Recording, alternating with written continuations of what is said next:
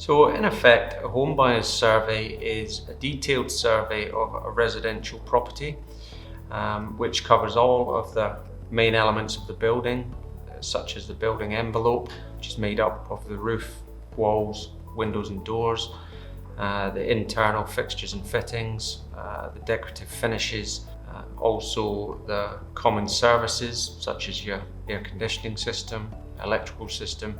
drainage and plumbing, and potentially a fire life safety system including alarm and sprinkler systems if present.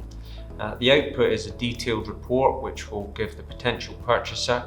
a good understanding of the existing condition of the building, any significant defects and wants of repair, and budget costs for rectification of these defects so that they can understand their ongoing obligations and liabilities of ownership of the property. People who are likely to benefit from this is anyone purchasing in the secondary market will definitely benefit from this, as a number of the properties in the housing stock and the apartment stock are aging. We're starting to see more defects arise, more systems that require replacement, including the mechanical and electrical side of things, which can often be an expensive process, and without proper inspection and testing, the purchaser wouldn't be aware of this and might face big bills when they actually take ownership. Alternatively, people buying off plan or looking at buying a new building could also benefit, so that they can actually understand that the building has been built correctly, has been completed satisfactorily to a level that they are expecting it to be built to. And it also may include an additional snagging survey which will pick up all the minor defects that need to be rectified by the developer prior to handover. We've noticed a significant increase in the number of requests for home buyers surveys, and I think this is largely due to more awareness in the local market, generally more diligence from purchasers who are looking to understand the biggest asset that they will own. This has long been an established process in the more mature markets around the world, and we're seeing an increasing amount of awareness and understanding of the process and the value of these surveys. So what we generally see is each property has specific defects. However, we do note some general defects which are more common than others, and this can often be related to structural cracking, defects to roof coverings and finishes, whether this is a combination of poor workmanship, lack of maintenance, defects caused by storm damage, or anything like that. These are the more common defects that we're seeing. Often, any movement in the property will have a further impact on window and door openings, which can either damage the windows or doors or can prohibit opening properly.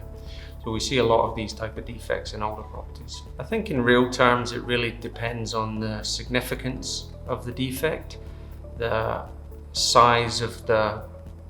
replacement required for mechanical and electrical systems, or for any remedial works that are required. If this is significant, this is something that I would suggest that any purchaser should be able to approach the seller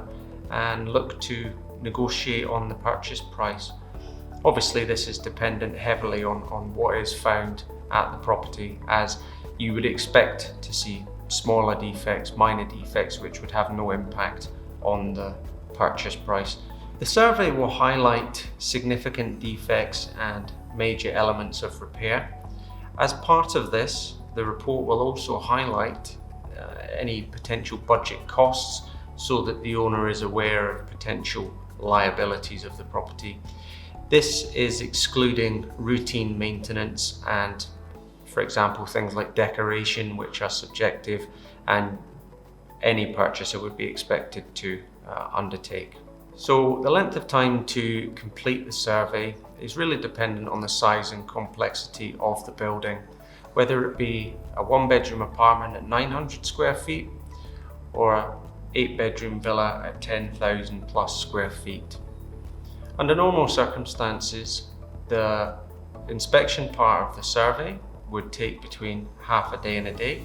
with the full report to follow within 3 to 5 working days. However, if time is of the essence, what we can do is provide a summary report within 24 hours which highlights any significant defects, any major areas of repair or replacement that are required, including budget costs, which will give the purchaser an overview of the property before the main report is provided.